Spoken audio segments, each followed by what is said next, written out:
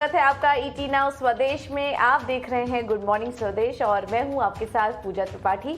और अगले आधे घंटे में हम आपको बताएंगे सुबह सुबह की पहली रणनीति और इसी के साथ ही साथ संकेत किस तरह से मिल रहे हैं एफआईएस की तरफ से और ग्लोबल मार्केट की तरफ से, ये भी समझेंगे। और इसी के साथ ही ये भी बताएंगे कि खबरों वाले शेयर्स आज कौन से हैं, उनके दम पर कहां पर एक्शन देखने को मिल सकता है और कमाई के भी ढेर सारे मौके हम अगले आधे घंटे चर्चा करेंगे। लेकिन इस वक्त एशियाई बाजारों की शुरुआत देखें तो हल्की मिलीजुली से शुरुआत देखने को मिल रही है। एक्सजीएक्स निफ्टी लाल निशान में है, लेकिन कमजोर शुरुआत एक्सजीएक्स निफ्टी की इस वक्त देखने को मिल रही है। करीब 45 पॉइंट नीचे इस वक्त दिखाई दे रहा है। निकाई 28 अंक ऊपर है। हैंग सेंग की शुरुआत भी हरे निशान में हो रही है। तो जो शुरुआती रुझान दिख रहा है एशियाई बाजारों की तरफ से वो हल्का मिला जुला दिख रहा है। लेकिन कल भारतीय बाजारों में हमने देखा कि शानदार रैली थी। लगातार तीसरे दिन हमने देखा कि बाजार ने एक अच्छी क्लोजिंग दी है और कुछ सेक्टर्स को छोड़ दे जैसे कि फार्मा मेटल, तो लगभग सभी सेक्टर ने काफ़ी अच्छा कंट्रीब्यूट यहाँ पर किया और कुछ स्पेसिफिक स्टॉक एक्शन भी कल के सेशन में देखे गए हैं।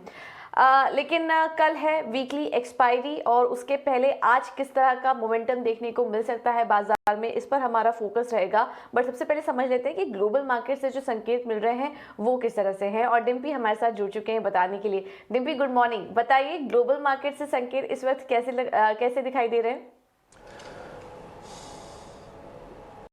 गुड मॉर्निंग पूजा। अगर आप बढ़ते हुए कोविड मामले देख रहे हैं तो उसके बावजूद भी यूएस मार्केट्स के अंदर अच्छी तेजी देखने को मिल रहे हैं। दो सेपरेट इंडेक्स हैं, एक तो डाउ है और दूसरा है Nasdaq. Nasdaq typically IT driven होता है, इसलिए कल वहां पे हल्की फुल्की प्रॉफिट बुकिंग आती हुई दिखी।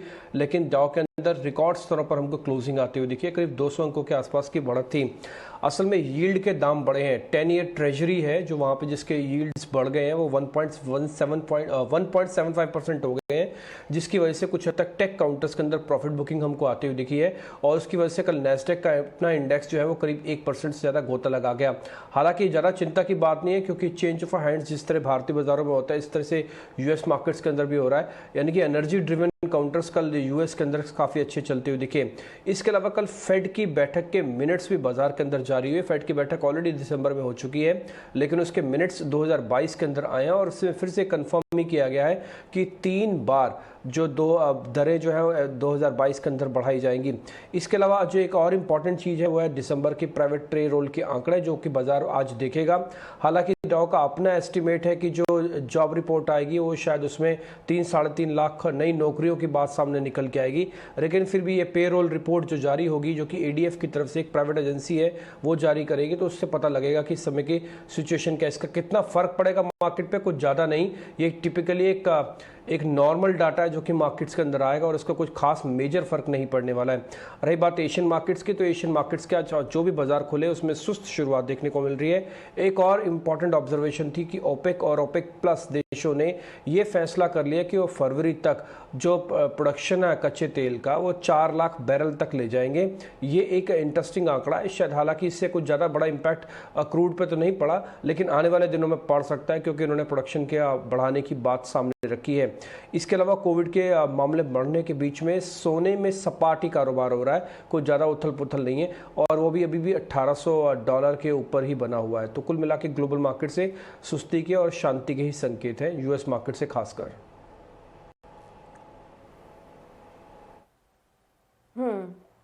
तो स्टेबल संकेत मिल रहे हैं। ज़्यादा कुछ बहुत बड़ा सरप्राइज या एक्शन नहीं कहेंगे, ना कुछ ज़्यादा नेगेटिव खबर निकल कर आ रही है। तो ये कह सकते हैं कि एक मिला जुला सा रुझान इस वक्त अमेरिकी ग्लोबल मार्केट से देखने को मिल रहा है। बहुत बहुत शुक्रिया डिम्पी ये सारी डिटेल्स देने के लिए। अब एक बार आपको ये भी दिखा देते हैं कि एफआईआईज और डीआईज ने कल क्या किया है और कल की जो तेज़ी थी उससे अब देखिए जो आंकड़ा है वो भी साफ दर्शा रहा है। एफआईआईज ने कैश मार्केट में 1274 करोड़ की खरीदारी की है और हम देख रहे हैं कि लगातार 3 दिनों से एक बाइंग आ रही है एफआईआईज की तरफ से और करीब 2700 करोड़ का जो खरीदारी है वो एफआईआईज की तरफ से यहाँ पर नेट देखने को मिल चुकी है। तो ये खरीदारी का ट्रेंड वापस लौटा है। डीआईएस ने कैश मार्केट में 533 करोड़ की खरीदारी की है। इंडेक्स फ्यूचर में भी जो आंकड़ा है वो 703 करोड़ का है और इंडेक्स ऑप्शन में एफआईआईज बिकवाली करके गए हैं 1808 करोड़ की। तो ये तो थी अभी तक की जो संकेत मिल रहे हैं वो हमने आपको बताया, लेकिन इसको देखते हुए आज बाजार पे किस तरह की रणनीति अपनाकर चले ये भी एक बार समझ लेते हैं। और इक्विटी 99 के राहुल शर्मा इस वक्त हमारे साथ मौजूद हैं। Rahul, good morning. 18 स्वदेश को समय देने के लिए बहुत बहुत धन्यवाद आपका। कल हमने देखा कि एक अच्छी क्लोजिंग थी और दिन के ऊपरी स्तर पर बाजार बंद हुए हैं।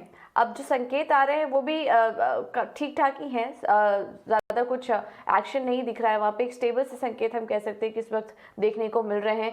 तो इसको देखते हुए आज के लिए रणनीति क्या अपना के चले? मार्केट क्या दायरे में कारोबार रहेगा, ये तेज़ी मेंटेन रहेगी? क्योंकि कल एक्सपायरी भी है, तो उसको देखते हुए आज के लिए रणनीति क्या अपनाएं? वेरी गुड मॉर्निंग पूजा। देखिए, डेफिनेटली जो संकेत मिल रहे हैं आज विदेशी बाजारों से वो थोड़े से मिले जुले हैं, बट देखिए कहीं ना कहीं मुझे लगता है कि हम बहुत ही अच्छे मोमेंटम में अभी इंडियन मार्केट्स प्ले कर रहे हैं। खासतौर से निफ्टी देखिए कल जो कि 17,800 के ऊपर हमें क्लोजिंग मिली हुई, बहुत ही पॉजिटिव लेवल्स के ऊपर हमें लाइक क्लोजिंग मिली है।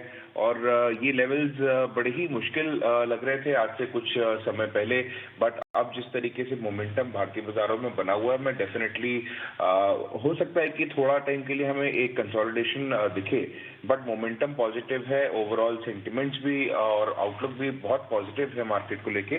सो मुझे लगता है कि कहीं ना कहीं अगर आप निफ्टी को देखेंगे तो निफ्टी में जो सपोर्ट बन के आ रहा है वो 17,730 के लेवल पे है, जो कि एक इमीडिएट सपोर्ट की तरह काम करेगा। उसकी तरह अगर उसके अलावा हम अगर और नीचे देखें तो 17,640 और फिर 17,580 ये इंपॉर्टेंट सपोर्ट लेवल्स हैं निफ्टी के लिए। अगर हम अपसाइड में देखें, क्योंकि हमें मोमेंटम जो लग रहा है वो यही लग रहा है कि आने वाले जो लेवल्स हैं वो कहीं ना कहीं मार्केट को दोबारा 18,000 के लेवल्स पर ले जा रहा है। तो इस जर्नी में जो 17,890 का लेवल है वो सबसे पहला रेजिस्टेंस का काम करेगा। उसके ऊपर जाते ही 17,980 फिर 18,100 के लेवल्स आपको रेजिस्टेंस की तरह देखेंगे मार्केट के अंदर। बैंक निफ्टी की अगर बात करूं, बहुत ही अच्छा मोमेंटम हमें यहाँ पे भी बनता हुआ नजर आया। कल के सेशन में भी करीबन 1-1.25% की हमें यहाँ पे तेजी देखने को मिली। सपोर्ट जो बैंक निफ्टी के पास में वो 36,740 सबसे पहला सपोर्ट पॉइंट है। उसके नीचे 36,500 फिर 36,370 ये इंपॉर्टेंट सपोर्ट लेवल्स हैं बैंक निफ्टी के लिए। अगर हम अपसाइड में देखेंगे बैंक निफ्टी में तो 36,980 एक सबसे पहला हर्डल पॉइंट है। उसके ऊपर जाते ही मुझे लगता है 37,200 और 37,370 के लेवल्स आपको रेजिस्टेंस की तरह काम करते दिखेंगे। पॉजिटिव मोमेंटम है। थोड़ा सा मुझे लगता है कि शुरुआती दौर में आपको हो सकता है कंसोलिडेशन दिखे या आपको हल्की सी, अभी जैसे एसजीएक्स निफ्टी हल्की सी गिरावट दिखा रहा है, बट मुझे लगता है कहीं ना कहीं आधे से 1 घंटे के सेशंस के बाद में हम अच्छी तरह मूवमेंट दिखाने लगेंगे। स्टॉक स्पेसिफिक और सेक्टर स्पेसिफिक मार्केट में बहुत अच्छी तेजी बनी हुई है और उसी के चलते मैंने अपने स्टॉक सिलेक्शन भी रखे हैं। आप इजाजत देंगे तो मैं वो भी आपको बता सकता हूँ।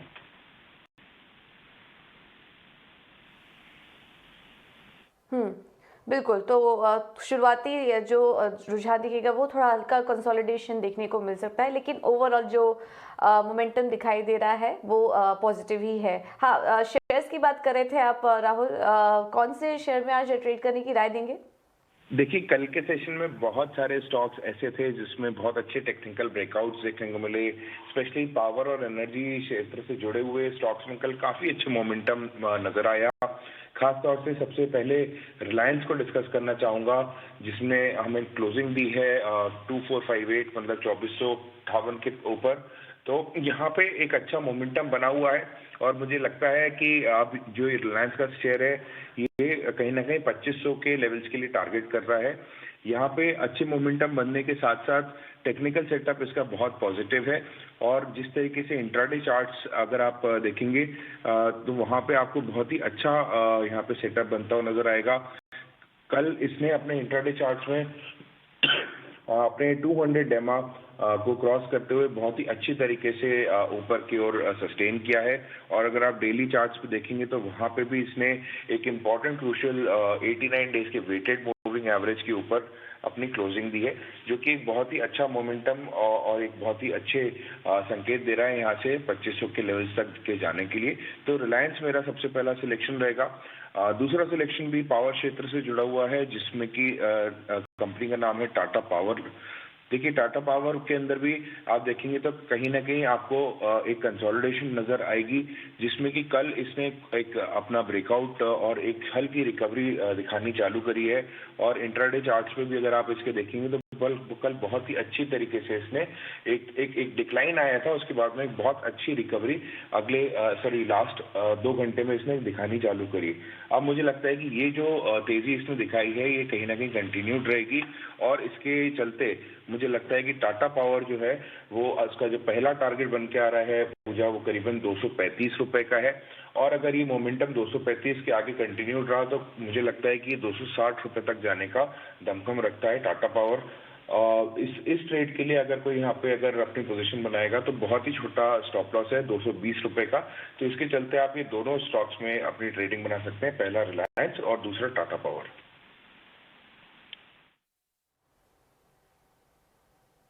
तो रिलायंस और टाटा पावर ये 2 स्टॉक्स हैं जहां पर कि आपको रणनीति सुझाई गई है।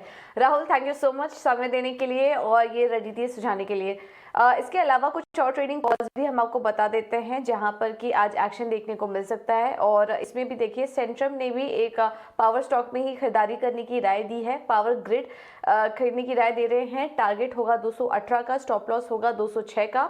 और दूसरा कॉल है सिटी यूनियन बैंक का, यहाँ पर भी खरीदारी करने की राय दी जा रही है सेंट्रम की तरफ से। टारगेट 150 का होगा और स्टॉप लॉस 138 का ये देख रहे हैं। तो सभी कॉल्स में खरीदारी करने की राय, और आज फोकस पावर शेयरों में ज्यादा दिख रहा है, तो यहाँ पर आप नजर रखिए। चलिए अब आगे बढ़ते हैं और कुछ और भी खबरों पर फोकस कर लेते हैं। और शरद हमारे साथ हमेशा की तरह जुड़ चुके हैं सारी डिटेल्स लेकर।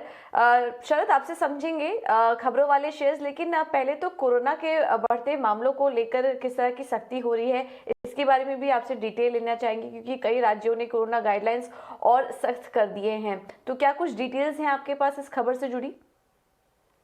जी बिल्कुल पूजा, तो सबसे पहले दिल्ली पे फोकस रहेगा। यहाँ पे वीकेंड की कर्फ्यू जो है लागू हो चुकी है और शनिवार और रविवार के दिन भी कर्फ्यू लगा रहेगा। और जो सरकारी दफ्तर है के जो कर्मचारी है वो वर्क फ्रॉम होम करेंगे, ऑलमोस्ट 50% रहेगा उनके कैपेसिटी पे। महाराष्ट्र के लिए भी गाइडलाइंस डिटेल्ड आए हैं, जहाँ पे सभी अंतर्राष्ट्रीय यात्रियों को जो रैपिड आरटीपीसीआर टेस्ट होती है जब वो लैंड करते हैं वो करने होंगी। शादी, धार्मिक, राजनीतिक और जितने भी आयोजन हो रहे सिर्फ 50 लोग रह सकते हैं। इसके अलावा भीड़-भाड़ वाले इलाके में सेक्शन 144 जो है वो भी लागू हो चुका है। हालांकि ऑलरेडी ये जारी था वीकेंड्स में। उत्तर प्रदेश में भी नई गाइडलाइंस आ गई है। यहाँ पे 10वीं तक के स्कूल के जो मकर संक्रांति तक जो है बंद कर दिया गया है, उसका ऐलान हुआ है। स्कूली छात्रों का टीकाकरण जो है अभी स्टार्ट हो चुका है, जो 15 से 18 साल के जो एज में आते हैं। सार्वजनिक जगहों में भी लगभग 50% की क्षमता का संचालन हो गया है। और कोरोना के जो पॉजिटिव मामले देखे गए हैं वो 1000 से ज्यादा होने पर ये नियम लागू होंगे। तो आप देख सकते हैं जिम, स्पा और सिनेमा हॉल में भी ऑलमोस्ट 50% का कैपेसिटी पे है। पश्चिम बंगाल पे भी सख्ती बढ़ी है और यहाँ पे आप देख सकते हैं स्कूल, कॉलेज और यूनिवर्सिटी तो बंद रहेंगे ही। उसके अलावा आपके जो स्विमिंग पूल हुए, स्पा हुए, जिम, यहाँ पे भी बंद रहने की जो है गुंजाइश है। और अब याद रखिए जो फ्लाइट्स है स्पेशली दिल्ली और मुंबई से अब हफ्ते में सिर्फ 2 दिन आएंगे, सिर्फ मंडे और फ्राइडे। पंजाब में भी बात कर लेते हैं, यहाँ पे जो है स्कूल, कॉलेज और यूनिवर्सिटी बंद रहेंगे और रात 10 बजे से 5 बजे तक एक नाइट कर्फ्यू रहेगा। और ऑफकोर्स जो पब्लिक प्लेसेस है वहाँ पे 50% का जो है क्षमता का स्थान संचालन किया जाएगा। केरल में भी जो है गाइडलाइंस आए हैं, जहाँ पे शादी, धार्मिक आयोजनों में लगभग 75 लोग का मैक्सिमम कैपेसिटी है रहेगा। और जो स्कूल स्थान के समारोह होंगे वहाँ पे सिर्फ 150 लोगों का जो है इजाजत होगा। और आखिर में हरियाणा का भी गाइडलाइंस आया, जहाँ पे गुरुग्राम, फरीदाबाद, सोनभद्र जो एनसीआर के बाहर वाले रीजन है, इस सभी एरिया में सिनेमा हॉल बंद होंगे। और ये ऑलरेडी हरियाणा और दिल्ली में हो चुका है। और ये याद रखिए बड़े शहरों में ये मार्केट और मॉल यहाँ पे भी हरियाणा में सिर्फ शाम 5 बजे तक खुले रहेंगे।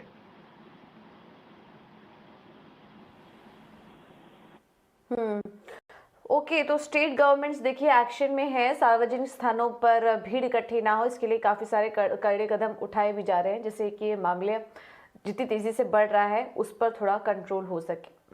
ओके शरद, तो इसके अलावा बताइए आज के लिए ट्रिगर्स और दूसरी खबरों वाले शेयर्स कौन कौन से हैं?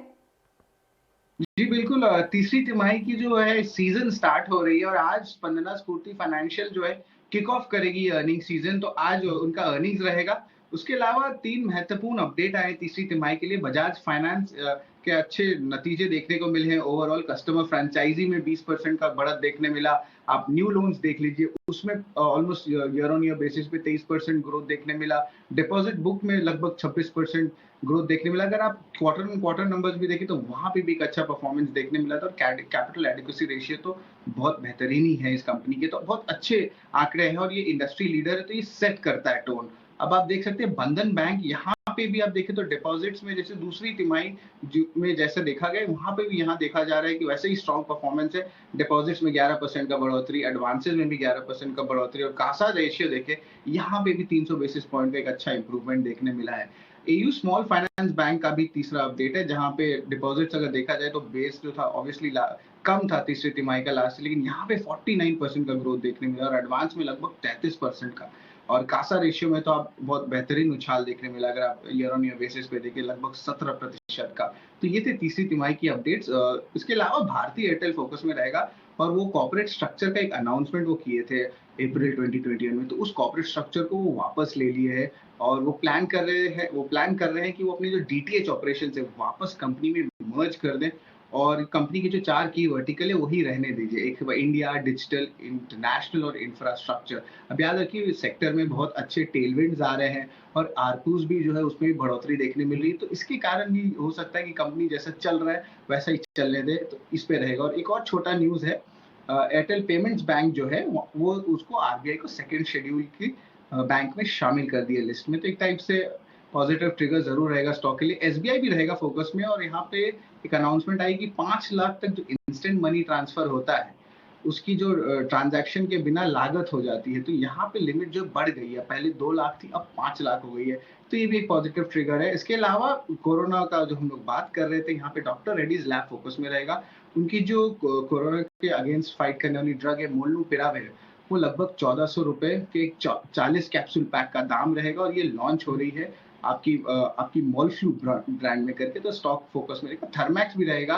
कैपिटल गुड्स स्टॉक्स ऑलरेडी जो है बस कर रहे हैं और आप देख सकते हैं अच्छी मोमेंटम पिछले 2 महीने से देख रहे हैं। अब यहाँ पे भी उनको लगभग 546 करोड़ का ऑर्डर मिला है आपके एफजीडी जो फ्लू गैस डिसल्फराइजेशन प्रोजेक्ट है उस पर। और आखिर में एलेम्बिक फार्मा के बारे में बात करेंगे, जहाँ पे कंपनी को एक यूएसएफडीए अप्रूवल मिली है उनकी डॉक्सेलिन हाइक्लाइन टैबलेट्स के ऊपर। तो ओवरऑल देखा जाए तो थर्ड क्वार्टर के जो बैंक्स है उनके बहुत अच्छे जो है अपडेट्स देखने मिले हैं, फाइनेंस के अपडेट्स देखने मिले हैं, स्पेशली आपके एडवांसेस और आपके डिपॉजिट साइड में।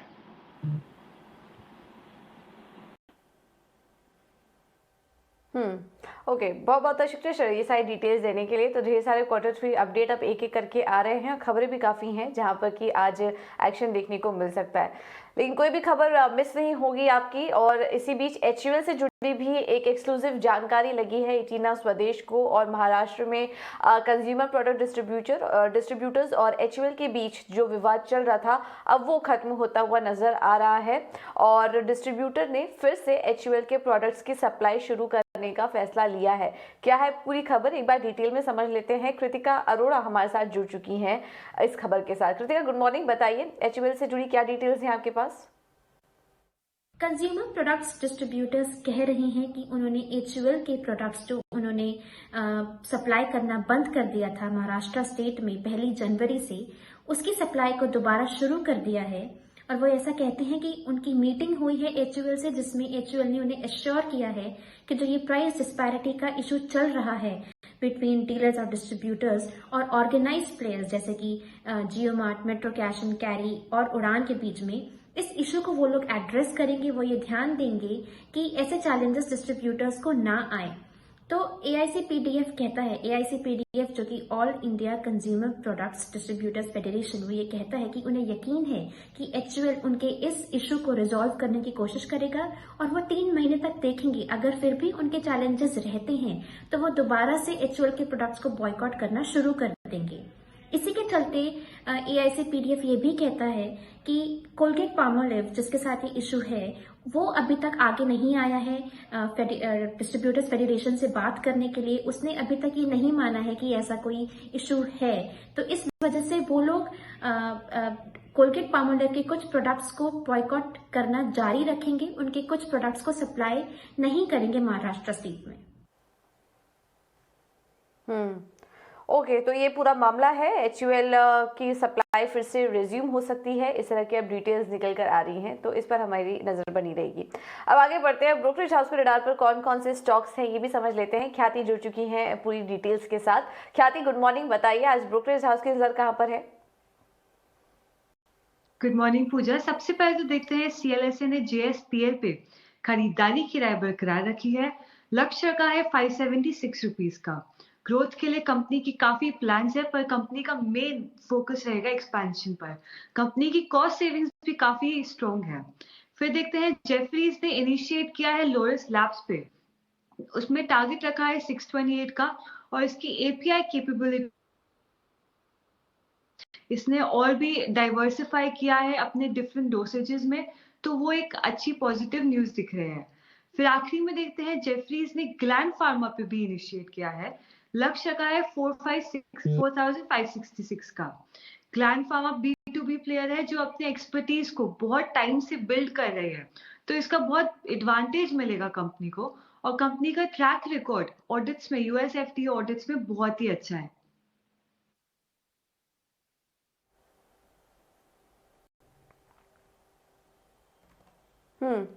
ओके, तो ये सारी ब्रोकरेज हाउस की रिपोर्ट्स हैं जहां पर कि आज आपको नज़र रखनी है। बहुत बहुत शुक्रिया ख्याति ये सारी डिटेल्स देने के लिए। अब आगे बढ़ते हैं, और इक्विटी मार्केट का तो पूरा एक्शन हमने आपके सामने रखा, लेकिन कमोडिटी मार्केट में आज क्या करें ये भी समझ लेते हैं। और आज हमारे साथ चॉइस ब्रोकिंग के सचिन गुप्ता जुड़ चुके हैं। Sachin, good morning. इटीना स्वदेश को समय देने के लिए बहुत बहुत धन्यवाद आपका सुबह सुबह। आपसे जानना चाहेंगे आज कमोडिटी मार्केट में ट्रेड कैसे करें? गुड मॉर्निंग पूजा। अगर कमोडिटी मार्केट की बात करें तो देखिए जिस तरीके से ओमिक्रॉन कॉन्सर्न्स बढ़ते हुए नजर आ रहे हैं ओवर द ग्लोब, वापस से जो है रिस्ट्रिक्शंस टाइट होते हुए दिखाई दे रहे हैं, जिसके चलते हमने कल देखा कि बुलियन के अंदर एक अच्छा एक्शन आता हुआ नजर आया। गोल्ड में अप्रोक्सीमेटली 0.5% का गेन था, वहीं ऑलमोस्ट 1% का गेन सिल्वर में भी देखा है। तो हमें लगता है ये अपसाइड मोमेंटम आज के ट्रेडिंग सेशंस में बुलियन के अंदर कंटिन्यू हो सकता है। यहाँ पर रिकमेंड करेंगे बाय साइड में सिल्वर को हमें लगता है एक बार 62,000 के बेस्ट लेवल है बाइंग के प्रोस्पेक्ट से। 62,000 के आसपास अगर सिल्वर मिलता है तो बाय पोजीशंस इनिशिएट कर सकते हैं। 61,600 का एक स्टॉप लॉस रहेगा। हायर साइड टारगेट हमें लगता है कि 62,800 तक के इमीडिएट टारगेट्स यहाँ पर देखने को मिल सकते हैं। नेक्स्ट अगर हम बात करें बेस मेटल्स में, तो बेस मेटल्स में कल एक अच्छा एक्शन हमने जिंक के अंदर आता हुआ देखा है। प्राइसेस अगेन 290 के ऊपर सस्टेन करते हुए दिखाई दिए हैं। तो बेस मेटल्स में हमें लगता है कि जिंक एक अच्छा बैट हो सकता है आज के ट्रेडिंग प्रोस्पेक्ट से। तो 290 के आसपास से एक बाय पोजीशन इनिशिएट कर सकते हैं। 288 का एक स्टॉप लॉस रहेगा। हायर साइड पोटेंशियल हमें लगता है 294 295 के टारगेट्स के लिए यहाँ पर ट्रेड लिया जा सकता है।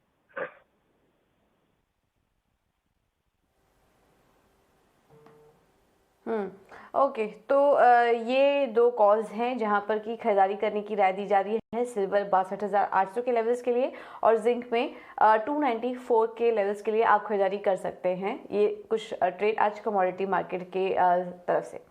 सचिन, बहुत बहुत शुक्रिया आपका ये रणनीति सुझाने के लिए। अब आगे बढ़ते हैं और मार्केट के जानकारों का क्या कहना है, ये जो तेजी चल रही है इस वक्त उसमें, आइए आपको ये भी सुनवा देते हैं। और प्रशांत खेमका, व्हाइट ओक कैपिटल के फाउंडर, उनका क्या कहना है बैंकों पर और मार्केट के वैल्यूएशंस पर, आइए एक बार देख लेते हैं। जो अंडर परफॉर्मेंस रहा है बैंकिंग सेक्टर का पिछले साल, and because of that under performance, उस अंडर परफॉर्मेंस के चलते अभी जो वैल्यूएशन बैंक्स के हो गए, कई जो एकदम उम्दा क्वालिटी की बैंक्स है उनके जो आज वैल्यूएशंस है वो हिस्टोरिकल लेवल्स के कंपैरिजन में एंड मार्केट के रिलेटिव कंपैरिजन में अट्रैक्टिव हो गए काफी। तो एंड इन बैंकों का काफी भारी वेट भी है बेंचमार्क में। तो as a combination of these aspects possible है कि कैचअप देखने को मिलेगा from some of this banks. और overall more generally private sector banks जो है जिन्होंने अंडर परफॉर्म किया है उनमें कैचअप देखने को मिलेगा। आईटी पे हमारा पॉजिटिव व्यू बना हुआ है। पिछले साल भी वो हमारा टॉप परफॉर्मिंग सेक्टर था और इस साल के लिए 22 के लिए भी हमने अपने नोट में भी लिखा है कि हम उसको टॉप परफॉर्मिंग सेक्टर मानते हैं। और वहाँ पर अपॉर्चुनिटी अक्रॉस द बोर्ड है। तो बड़ी कंपनियां भी हैं, छोटी कंपनियां भी हैं। हमने 22 के लिए 3 कंपनियां चूज करी हैं। एक TCS हमारे प्रेफर्ड पिक में है ऑलरेडी, और HCL टेक को हमने 22 के पिक्स में डाला है। लेटेंट व्यू एनालिटिक्स, वो भी IT या डिजिटाइजेशन का कह सकते हैं, और हैप्पीएस्ट माइंड, ये 3 कंपनियों को हमने 22 की टॉप पिक में डाला है। बट अदरवाइज हमारे पोर्टफोलियो में KPIT, Mastek, persistent, Birla soft, लगभग ये सभी कंपनियां हैं डिफरेंट पोर्टफोलियो स्कीम्स। IT हम लोग के लिए बड़ा रिलेटिव थीम रहा है पिछले 1.5 वर्ष से, वो अभी भी हमको अच्छा लगता है। IT सर्विसेज भी और टेक्नोलॉजी में कुछ और सेगमेंट्स भी।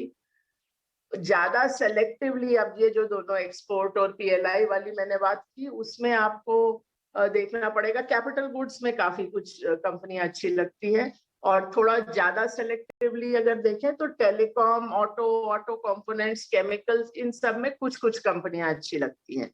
तो ये ब्रॉड अभी के लिए थीम है, लेकिन मैं कभी भी 1 साल का प्रेडिक्शन ना निफ्टी का कभी मैंने किया है, ना जरूरी है कि ये सेक्टोरल जो मैं अभी बोल रही हूँ वो साल भर के लिए हो। अभी ऐसा प्रतीत होता है। हम लोग ये चीज को हमेशा देखते रहते हैं रेगुलर बेसिस पे कि क्या बदल रहा है, और पिछले 1.5-2 साल में बहुत कुछ बहुत बार बदला है।